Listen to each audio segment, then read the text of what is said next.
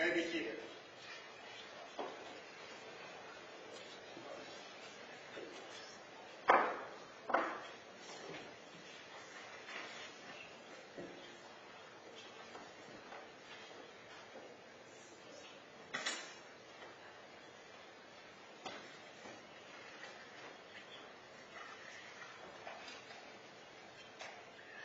Shabbat Shalom. It's good to be back. What's that? Oh, yes. And not that we went all that far, as I think many of you probably either know firsthand or from stalking us on Facebook.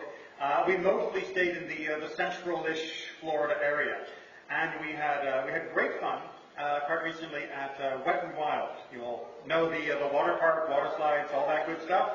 Yes. Anyone here not a big fan of water slides? Roller coasters, okay. Water slides, not. Roller coasters, seat down. Well, water slides, water slides. What's that? Water slides fun, roller coasters. No, I found more people the opposite. You see, there's something unusual about water slides. You like the water? They're wet. Thank you. Stating the obvious. The Jewish trait for 3,000 years. You see, water slides, unlike a roller coaster, you are not strapped in. There's no belt. There's no harness. There are no rails. There's no chain. There's no braking system.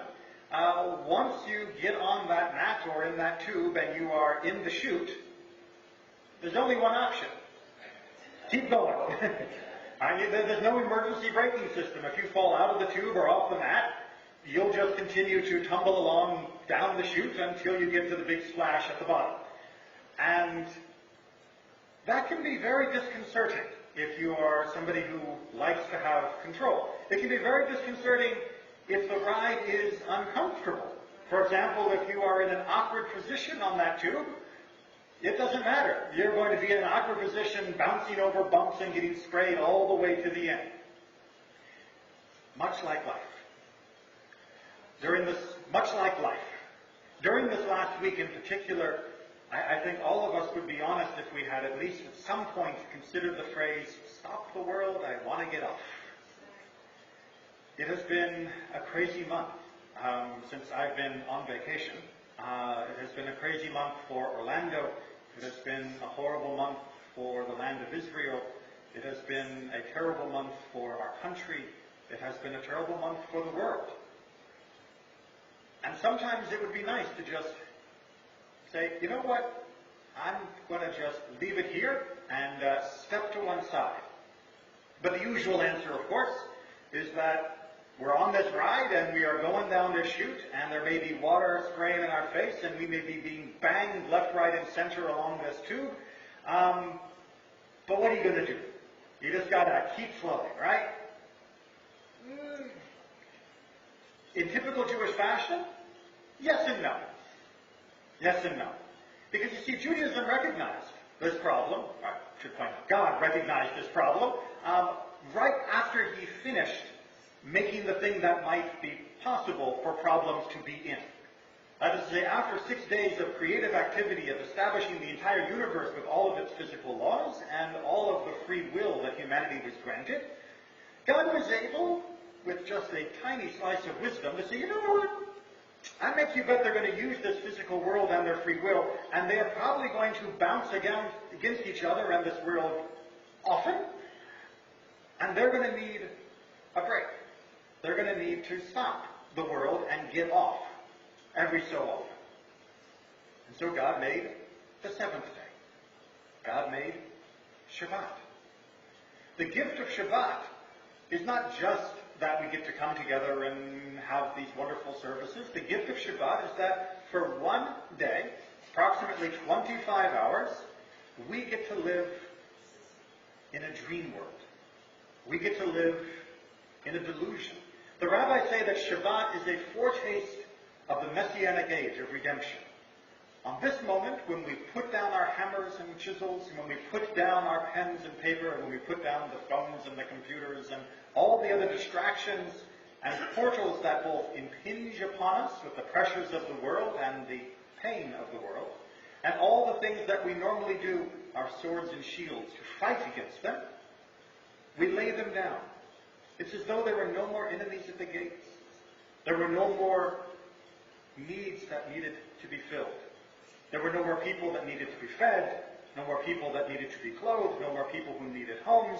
On this day, we go back to the beginning and we say, just like God said at the end of creation, the world, tov me'od.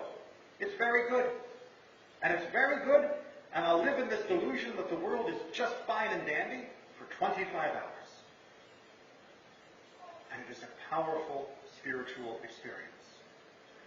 One of the reasons God created this, and created the specific restrictions on Shabbat and the specific forms of celebration of Shabbat, was in order to allow ourselves to taste what it should be like.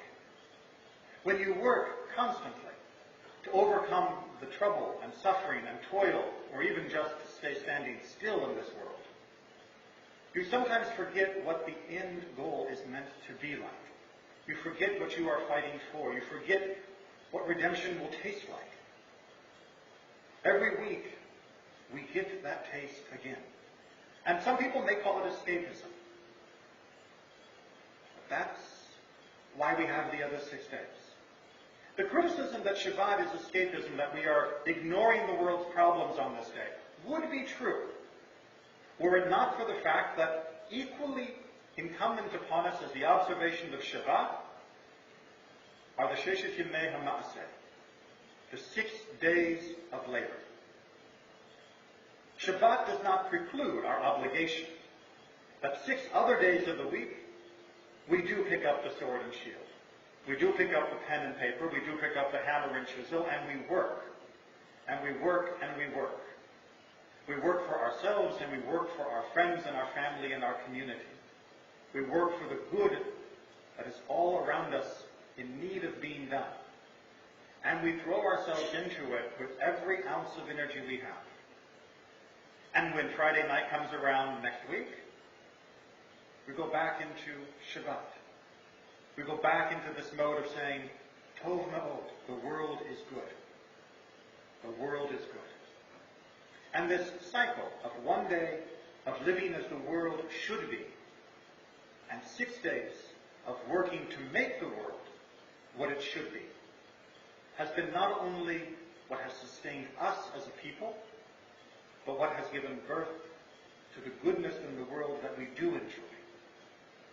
So when you are planning your Shabbat activities, I know that it can be tempting to say, I have a Saturday, I can fill it with all sorts of things that need doing. Save it for Sunday. There's a lot that needs doing on Sundays. Tomorrow in particular, I expect to see everybody there at the community event for Shloshim, for the 30th day from the Pulse attack. But Shabbat, taste what it should be like, and you will know what you're fighting for. Shabbat Shalom.